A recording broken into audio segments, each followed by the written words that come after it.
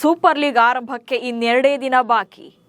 March 26ರಿಂದ tourney ಆರಂಭ ಆಗಬೇಕಿದೆ.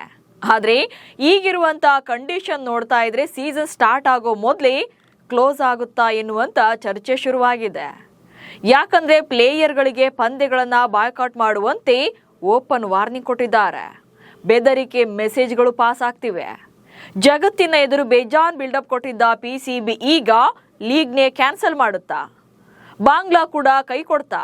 ವಿದೇಶಿಗರಿಗೆ ಡವಡವ ಶುರುವಾಗಿದ್ದು ಯಾಕೆ? ಈ ಬಗ್ಗೆ ಹೇಳ್ತೇನೆ. ನಾನು ಶಾಂತ.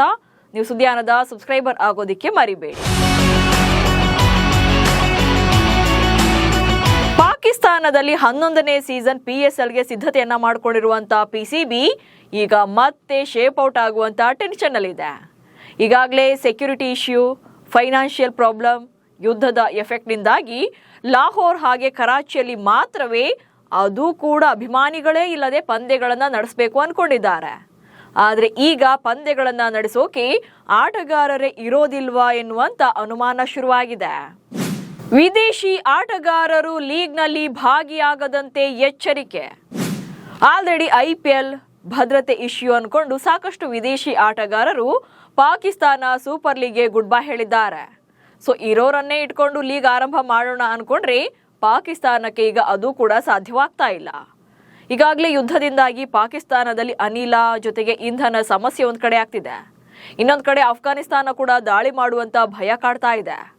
ಇದು ಸಾಲದು ಅಂತ ಪಾಕಿಸ್ತಾನದ ಉಗ್ರಗಾಮಿ ಸಂಘಟನೆಯೊಂದು ವಿದೇಶಿ ಆಟಗಾರರು ಲೀಗ್ನಲ್ಲಿ ಪಾಲ್ಗೊಳ್ಳದಂತೆ ಎಚ್ಚರಿಕೆ ನೀಡಿದೆ. ಅಷ್ಟೇ ಅಲ್ಲದೆ ಲೀಗ್ ವೇಳೆ ನಡೆಯುವಂತ ಯಾವುದೇ ರೀತಿಯಾದಂಥ ಅಪಾಯಗಳಿಗೆ ನಾವು ಹೊಣೆಯಲ್ಲ ಎಂದಿದ್ದಾರೆ.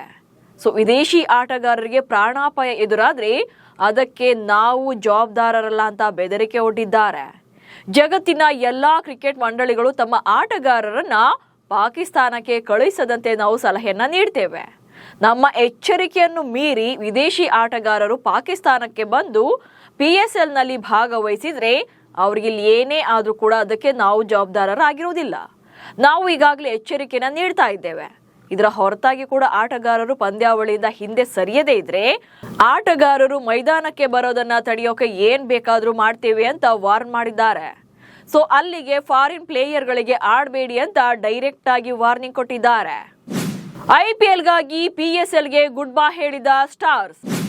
ಇನ್ನು ಈ ವರ್ಷದ PSLನಲ್ಲಿ ಆಸ್ಟ್ರೇಲಿಯಾದ David Warner, Steve Smith, Adam Zampa ಸೇರಿದಂತೆ ಸಾಕಷ್ಟು ಅಂತಾರಾಷ್ಟ್ರೀಯ ಆಟಗಾರರು ಭಾಗವಹಿಸುತ್ತಿದ್ದಾರೆ. ಇಂಗ್ಲೆಂಡ್ನ ಮೊಯಿನ್ ಅಲಿ ಹಾಗೆ ನ್ಯೂಜಿಲೆಂಡ್ನ ಡೆವಾನ್ ಕಾನ್ವೆ ಕೂಡ ಇದ್ದಾರೆ. ಹೀಗಿದ್ರೂ ಕೆಲ ಆಟಗಾರರು ಟೂರ್ನಿ ಆರಂಭಕ್ಕೂ ಮೊದಲೇ ಕೈ ಕೊಟ್ಟಿದ್ದಾರೆ. ಅದರಲ್ಲೂ PSLಗೆ ಅತಿ ದೊಡ್ಡ ಪೆಟ್ಟು ಬೆದಿರೋದೇ ಇಂಡಿಯನ್ ಪ್ರೀಮಿಯರ್ ಲೀಗ್ನಿಂದ, ಅಂದ್ರೆ IPLನಿಂದಾಗಿ. IPLನಲ್ಲಿ ಕೆಲ ಆಟಗಾರರು ಗಾಯಗೊಂಡು ಹೊರಬಿದ್ದಿರೋದ್ರಿಂದ ಅಲ್ಲಿ ಬದಲಿ ಆಟಗಾರರಾಗಿ ಅವಕಾಶ ಪಡೆಯೋಕೆ PSL ಒಪ್ಪಂದ ಮಾಡಿಕೊಂಡಿದ್ದಂಥ ವಿದೇಶಿ ಆಟಗಾರರು ಈಗ ಪಾಕಿಸ್ತಾನದಿಂದ ಹಿಂದೆ ಸರಿತಾ ಇದ್ದಾರೆ. IPLನಲ್ಲಿ ರಿಪ್ಲೇಸ್ಮೆಂಟ್ ಪ್ಲೇಯರ್ಗಳಾಗಿ ಅವಕಾಶ ಸಿಗ್ತಾ ಇದ್ದಂತೆ PSL ಕಾಂಟ್ರಾಕ್ಟ್ ಅನ್ನ ಬ್ರೇಕ್ ಮಾಡಿ IPL ಅಖಾಡಕ್ಕೆ ಧುಮುಕಿದ್ದಾರೆ. ಸೊ ಬ್ಲೆಸಿಂಗ್ ಮುಜರಾಬಾನಿ ಇರ್ಬೋದು, ಅಥವಾ ದಶುನ್ ಶನಕ ಇರ್ಬೋದು, ಅಥವಾ ಗುದಕೇಶ್ ಮೋಡಿ ಸೇರಿದಂತೆ ಒಟ್ಟು 9 ಆಟಗಾರರು IPLಗೆ ಎಂಟ್ರಿ ಕೊಟ್ಟಿದ್ದಾರೆ. ಇತ್ತ ಬಾಂಗ್ಲಾದೇಶ ಕೂಡ ಕೈ ಕೊಡೋಕೆ ಎಲ್ಲ ಸಿದ್ಧತೆ ಮಾಡಿಕೊಂಡಿದೆ. PSL ಬಿಟ್ಟು ಹೊರಬರಲು ಬಾಂಗ್ಲಾ ಪ್ಲೇಯರ್ಸ್ ರೆಡಿ. ಇನ್ನು ವಿಶ್ವಕಪ್ ಟೈಮಲ್ಲಿ ಕುಚುಕು ಅನ್ಕೊಂಡಿದ್ದಂತ ಬಾಂಗ್ಲಾ ಕೂಡ PSLಗೆ ಕೈ ಕೊಡೋದು ಪಕ್ಕಾ ಆಗಿದೆ. ಭದ್ರತಾ ಕಾಳಜಿಯನ್ನು ಉಲ್ಲೇಖ ಮಾಡಿ ಪಾಕಿಸ್ತಾನ ಸೂಪರ್ ಲೀಗ್ ಪಂದ್ಯಾವಳಿಯಿಂದ ತನ್ನ ಆಟಗಾರನ್ನ ಹಿಂತಿರುಗಿಸಿಕೊಳ್ಳೋ ಬಗ್ಗೆ BCB ಪ್ಲಾನ್ ಮಾಡಿದೆ.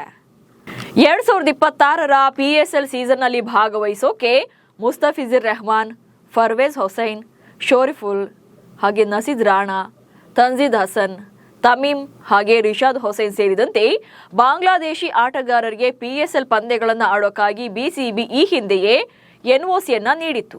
ಆದ್ರೀಗ ಥ್ರೆಟ್ ಇರೋದ್ರಿಂದ ಬಾಂಗ್ಲಾದೇಶ ಸರ್ಕಾರ ತನ್ನ ಆಟಗಾರರನ್ನ ಪಾಕಿಸ್ತಾನಕ್ಕೆ ಕಳಿಸೋಕೆ ಹಿಂದೆ ಮುಂದೆ ನೋಡ್ತಿದೆ.